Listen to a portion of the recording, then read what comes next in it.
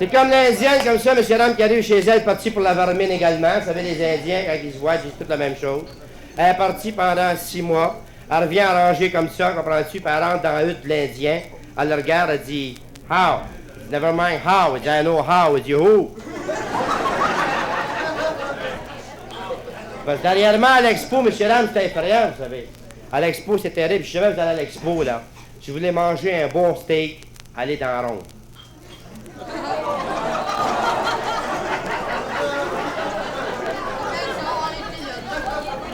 Dans la ronde. Dans la ronde. C'est un bon petit steak. Oui. Sans compter, monsieur là, imaginez-vous, la semaine passée, à l'expo, ils ont poigné un gars tout nu, mais il était descend, il se cachait. La police l'arrête, elle dit, comment ça se fait que t'es à l'expo tout nu, mais tu t'es à la descente de te cacher? Mais tu penses, j'ai su qu'il y avait des pickpockets, je prends pas de chance.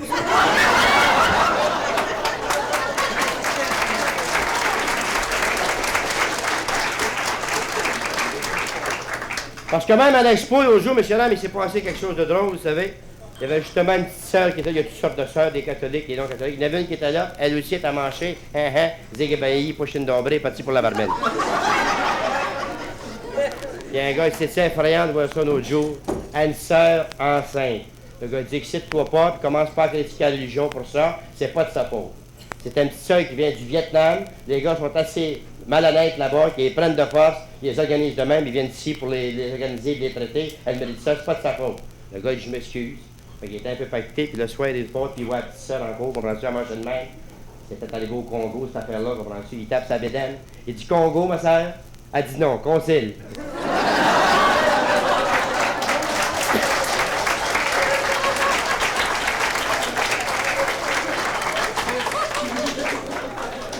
J'ai pas dit consus, j'ai dit concile. Comme dernièrement, monsieur dame, il y a un bon fermier, comme ça, il vend une grosse de douzaine d'œufs. 144 douzaines, la femme revient le lendemain fâchée, j'ai 12 œufs qui n'ont rien dedans. Il compte son coq, le coq rentre dans le poulailler, il dit quelle est la maudite poule qui prend des pilules,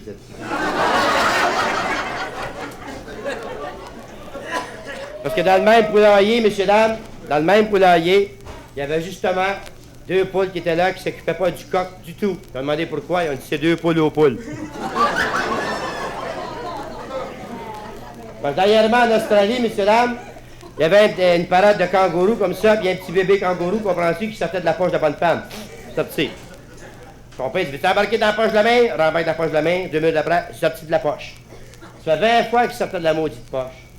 Il dit, veux-tu écouter ton père, on est en parade, veux-tu embarquer dans la poche de ta main, puis pas sortir de la poche de ta main? Le petit bébé kangourou dit, c'est pas de ma faute. Mais pourquoi tu sors de la poche? Mais c'est le moment que le hockey. Mais dis-moi, je sors.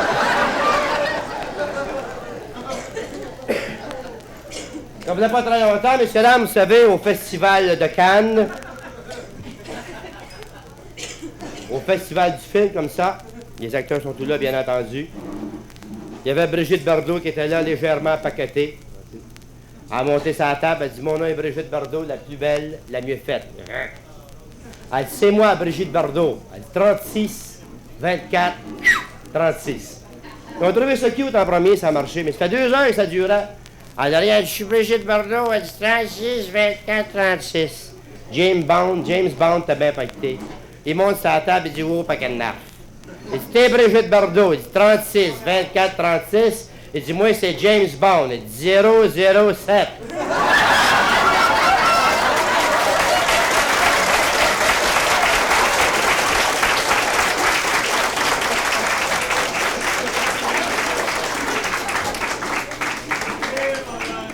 Je me souviens, monsieur Lamb, quand j'ai rencontré votre patron, Pete, que tout le monde connaît, vous savez. Il travaillait au baseball, au stade des Dormiers. Mon Pete, il avait une belle job, il vendait des hot dogs. Mon Pete se promenait, puis hot dog, chien chaud, 15 cents. À un moment donné, il y a un gars qui monte une table sur le panier, tous les hot dogs à terre. Pete ramasse les hot dogs, chien sale, 10 cents.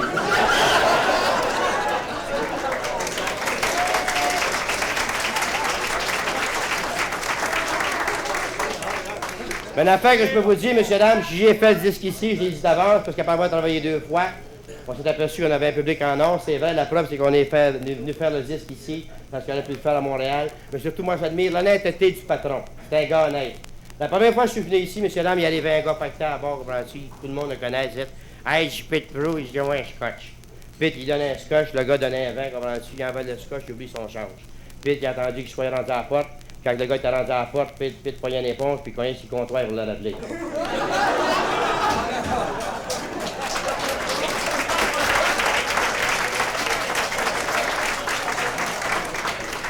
Ah, mais il était une bonne dernière fois que je suis venu ici, j'ai rencontré mon ami Michel. Il était pacté, à soir, c'est différent, il était jeune. Je rentre à la toilette, comprends-tu, j'étais à côté de Michel. Il dit, c'est toi, Stéphano? J'ai dit, oui, c'est moi. Ah, il dit, veux-tu m'aider à me faire faire mon petit pipi doré? Certainement, Michel, t'es pas un fifi. Il dit, non, ben, va dedans. Fait que j'y fais faire pipi doré comme ça. Il dit, pourquoi tu m'as fait tenir comme ça? Il dit, c'est parce que j'ai un hernie. Le docteur ne veut pas que je lève rien de pesant.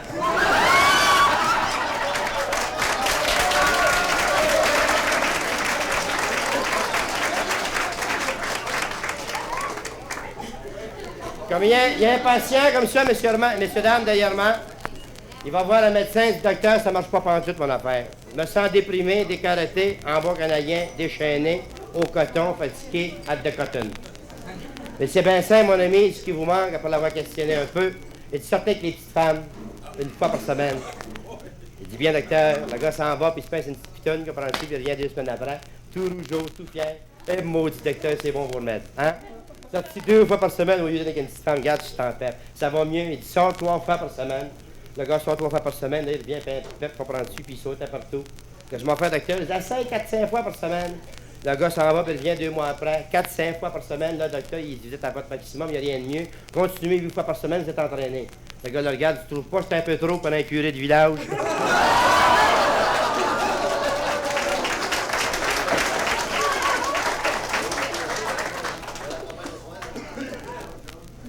Vous savez, madame, messieurs, j'ai des copains dans la salle, moi je travaille au gouvernement, hein? Je demande à un gars l'autre jour, qu'est-ce que tu penses des fonctionnaires du gouvernement?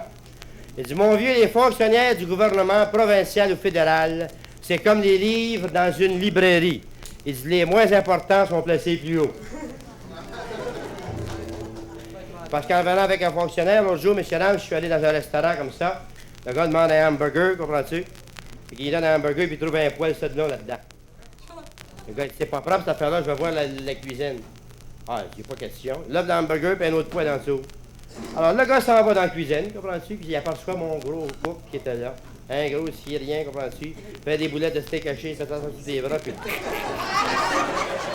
Le gars dit, baptême, je comprends pourquoi il y a des poils dans un steak hamburger.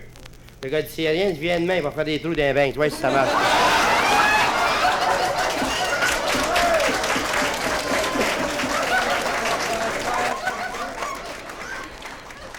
Je sais pas, mais quand on est contre cochonne, c'est mieux. Parce qu'il y a un autre gars comme ça, il va au restaurant, comprends-tu, il demande un steak également. Il se met à manger son steak, il dit, ça n'a pas de maudit bon sens, il dit, un poil dans mon steak. Il dit, je veux pas ça. Là, oui, c'est un restaurant chic, chut, parlez pas de même, je me maudis bien du parlage de même, allez chercher le gérant. Va chercher le gérant, va chercher le boss. Au prix qu'on paye les steaks, un poil dans mon steak. Le gérant arrive, qu'est-ce que monsieur, puis il criait. Il criait pas, il m'appelait la police, appelez la police arrive. Mon ami, que ça va crier, j'ai un poil à mon steak, la fois il criait pas, inspecteur du gouvernement, monsieur. Qu'est-ce que vous allez faire? Ben, je vais fermer le restaurant jusqu'à lundi, puis lundi, on y verra. La police, je peux pas rien faire, c'est un inspecteur du gouvernement, il y a un poil dans son steak, c'est pas hygiénique, mon vieux. Ferme le restaurant. Alors, à un moment donné, ils partent tous les deux, comprends-tu, les gars, du temps qu'à faire de quoi, on veille jusqu'à 3 h du matin, le restaurant fermé. Ils s'en vont dans une maison mal fermée, est-ce que tu pointes des maladies bonariennes? Autrement dit, ce qu'on rencontre des guédounes. Là, les gars arrivent pactés, écoute, on n'est pas des habitués des guidons, nous aussi. On en veut une, là, on a-tu une crétaine sale? Elle dit oui, elle dit, il y a Elisabeth en haut, ça fait 2 mois qu'elle s'est pas lavée, elle dit vas-y. Elle dit ça, fait mon affaire. Comprends-tu? Les 2 gars rentrent là dans la chambre, il y a pas ça, mais Elisabeth sur le dos, puis il y avait un gars par-dessus, comprends-tu, qui était en train de la becquer. Le gars se lève la tête, mon vieux, il se paye à la traite, en tout cas. Le gars se lève la tête, comprends-tu, il s'aperçoit que c'était mon mot du gars du restaurant qui se plaignait parce qu'il avait un poil dans son steak. Il dit, baptême, tu fais fermer mon restaurant parce qu'il y a un poil dans un steak, t'es après à manger ça, cette affaire-là, toi. Parce que t'avais un poil dans ton steak, puis il y avait un petit peu de soupe aux nouilles. Et oui, puis baptême, je suis mieux pas trouver un morceau de steak, mais une nouille là-dedans parce qu'il va te poser quelque chose.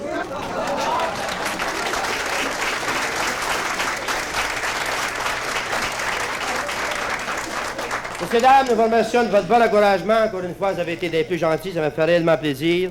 Et avant de partir, j'ai un petit conseil à vous donner. N'oubliez pas que c'est l'année de l'expo. Alors, messieurs, vous savez que la vie, c'est une longue procession. Ménagez vos cierges. Merci.